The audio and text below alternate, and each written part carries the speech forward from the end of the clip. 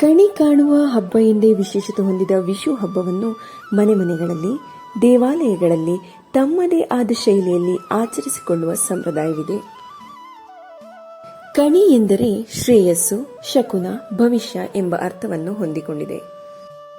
ದೇವರ ಕೋಣೆಯಲ್ಲಿ ಅಥವಾ ತುಳಸಿ ಕಟ್ಟೆ ಎದುರಿಗೆ ದೇವರ ವಿಗ್ರಹ, ಫಲ, ನವಧಾನ್ಯ, ಹೊಸ ಬಟ್ಟೆ, ದನಕನಕ, ಬೆಳ್ತಿಗೆ ಅಕ್ಕಿ, ತೆಂಗಿನಕಾಯಿ ಹಾಗೂ ಕನ್ನಡಿ ಇತ್ಯಾದಿಗಳನ್ನು ಇಟ್ಟು ವರ್ಷದ ಆರಂಭದಲ್ಲಿ ಮೊದಲ ನೋಟದಲ್ಲಿ ಆರಾಧ್ಯ ದೇವರನ್ನು ನೋಡುವ ಕ್ರಮವೇ ಕಣಿ ಕಾಣುವುದು.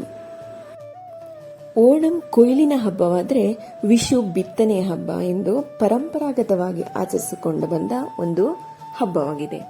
ಕೇರಳದಲ್ಲಿ ಸೌರಮಾನ ಯುಗಾದಿ ಅಥವಾ ವಿಷು ಹಬ್ಬವನ್ನು ಯಾವ ರೀತಿಯಲ್ಲಿ ಆಚರಿಸುತ್ತಾರೆ ಎಂದು ನೋಡೋಣ ಬನ್ನಿ.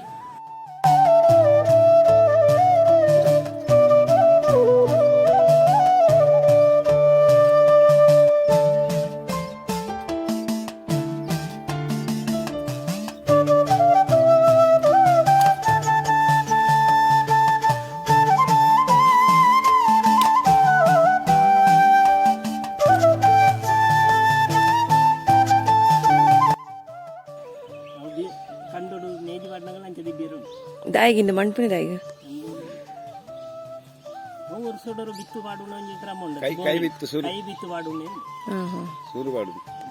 ಇಂದಿತ್ತೆ ಮಲ್ತುಂಡ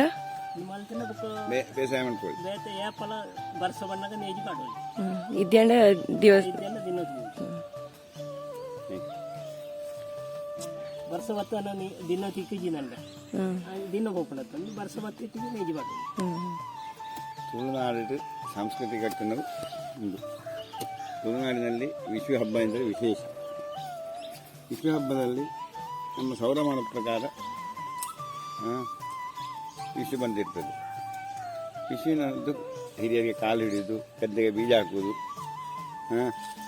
ಮತ್ತು ಮನೆಯಲ್ಲಿ ಕಣಿ ಇಡುವುದು, ತುಳಸಿ ಗಿಡದ ಹತ್ರ ದೇವಸ್ಥಾನದಲ್ಲಿ ನಮ್ಮ ತರಕಾರಿ ಹೊಸ ಹೊಸ ಫಲಗಳನ್ನು ದೇವರ ಮುಂದೆ ಇಟ್ಟು ವಿಷುವಿನಲ್ಲಿ ನಾವು ಹೊಸ ವರ್ಷ ಅಂತ ಹೇಳಿ ಇರಿಕು ಹೇಳ್ತೇವೆ ಸೌರಮಾನ ಪ್ರಕಾರ.